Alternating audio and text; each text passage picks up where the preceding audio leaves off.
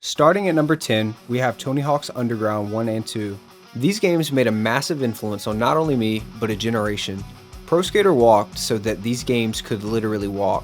It was one of the first games that you could get off your board, and while that doesn't sound amazing, at the time that was sick. Now, that's obviously not what made these games great. It was the story, gameplay, and the maps. Instead of just jumping from level to level, playing as a famous skateboarder like in Pro Skater, you start as a nobody, working your way up the ranks. Touching on Underground 2, it takes place directly after the first game and throws you into a world destruction tour with a team led by Tony Hawk and another by Bam Margera. This was in the early stages of Jackass and Viva La Bam and plays out very similar. You have a crazy cast of playable and non-playable characters, the best in the franchise in my opinion, and some very interesting worlds. And like every game in the series, Tony Hawk's Underground 1 and 2 both have an amazing soundtrack.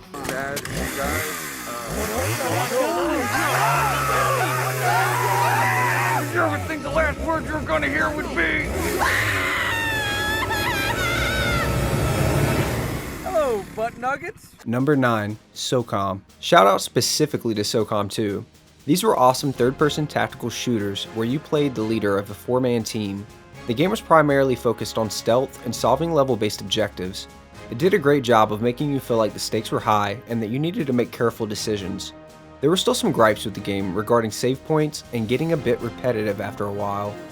It's funny to think at the time, this game had a really great graphics.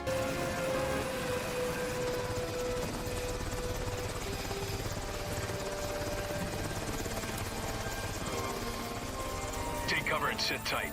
Number 8, SpongeBob Battle for Bikini Bottom. This game finally got it right. While there were a ton of SpongeBob games that came out before this one, none of them did it quite as good. You finally felt like you were experiencing Bikini Bottom and the characters. It was semi-open world with a variety of challenges that just didn't seem to get boring. You played as SpongeBob, Patrick, and Sandy fighting off Plankton's army of robots and bosses, each with their own unique skill sets. The game even got a re-release back in 2020 with SpongeBob Battle for Bikini Bottom Rehydrated, which proves how great it really was. This is a game that just embeds itself into your brain, just like the fact that Mr. Krabs ruined it with the almost perfect cast of OG voice actors. They've booted me out! And worse, they've got hold of me beautiful shiny objects!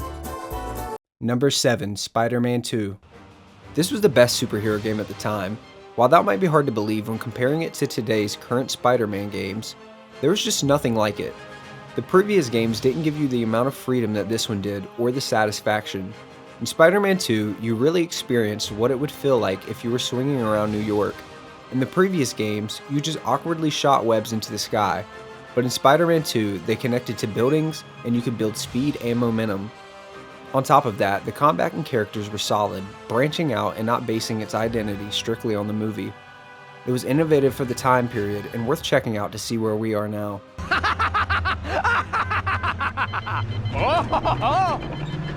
What? The laser is overheating? Oh, stupid machine! Work! Work! Come on, work! Problems with your laser, Beck? I hear there are pills for that now. Number 6, Kingdom Hearts. This is referring to both Kingdom Hearts 1 and 2.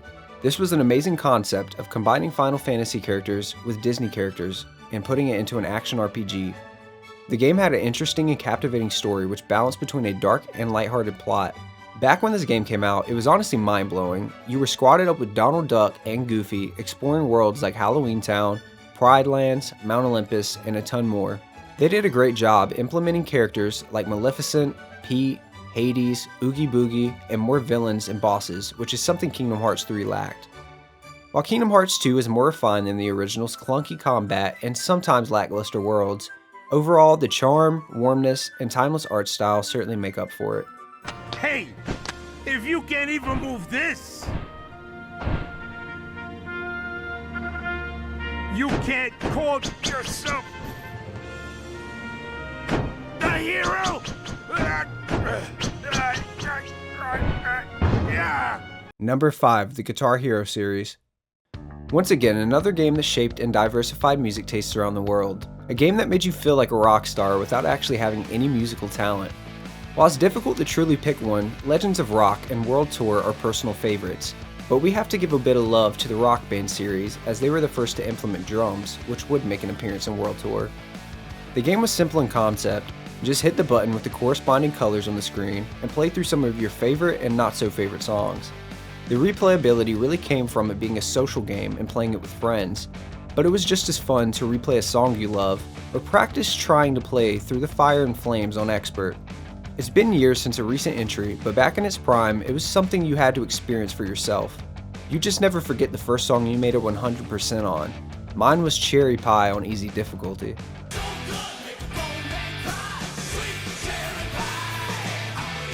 Number 4, LEGO Star Wars. Even if you aren't a fan of the movies, you could appreciate LEGO Star Wars. It was a great game to play with friends. With its simple drop-in and drop-out co-op, it had a fun story mode with hilarious cutscenes and a massive player character list, and tons of replayability due to hidden secrets and levels you would backtrack to once you unlock new characters. Its simple art style made it a pleasure to look at even today, and really skyrocketed the LEGO games that we have now.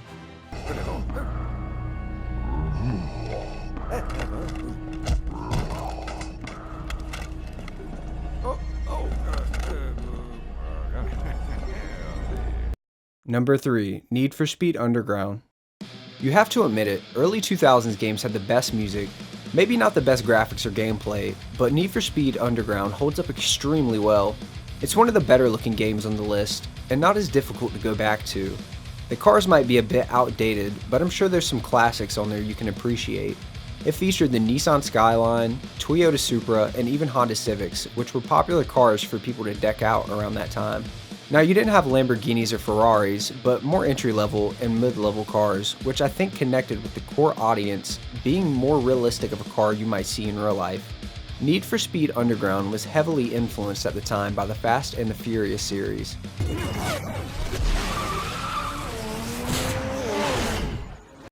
Number 2, MX vs ATV Unleashed. This was an absolute banger. I'm going to say this one last time, another game with another killer soundtrack. Not only did you have dirt bikes, but you also had ATVs, helicopters, monster trucks, planes, dune buggies, golf carts, and even a Ford Pinto. The maps were massive and had great track layouts with satisfying tricks to pull off. This is a game you could play endlessly.